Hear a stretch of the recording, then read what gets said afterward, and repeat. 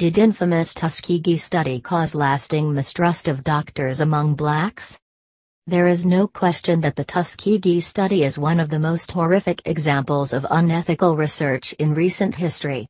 For 40 years, ending in 1972, members of the United States Public Health Service followed African American men infected with syphilis and didn't treat them, although they told some men they did, so that they could see the disease take its course. There's also no question that this experiment shook the foundations of trust between Americans, especially Black Americans, and the medical establishment. A new paper argues that this wound was so severe that it led older African American men to avoid care, leading to a decrease in life expectancy of 1.4 years, accounting for about a third of the discrepancy in life expectancy between black and white men by 1980. While few question that there are racial disparities in life expectancy or health care, and no one questions the utter lapse in ethics of the Tuskegee experiment, we should still be wary in connecting the two without a clear causal link. To do so compounds mistrust in the health care system.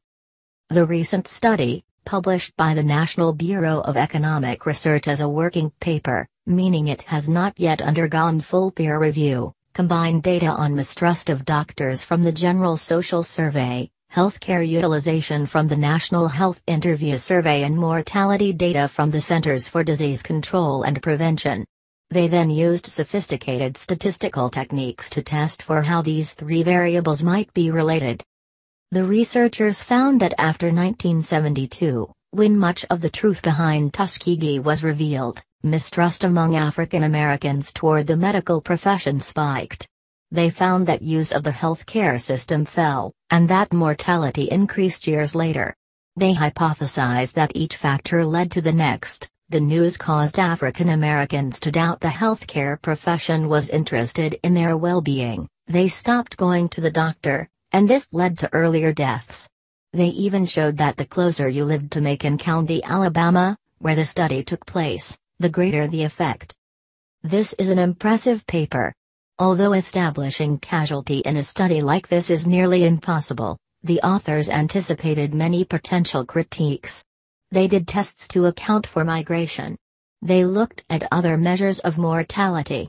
They even performed the geographic analysis from all 50 states to show that centering it on Macon County yielded different results than in most other places. Still, I think there are limitations that argue against making a causal leap. The biggest is that this effect was seen in black men, but not in black women.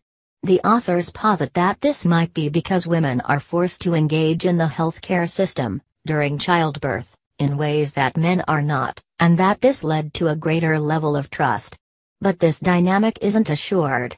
You can have a baby and still mistrust the healthcare system enough to avoid screening later in life.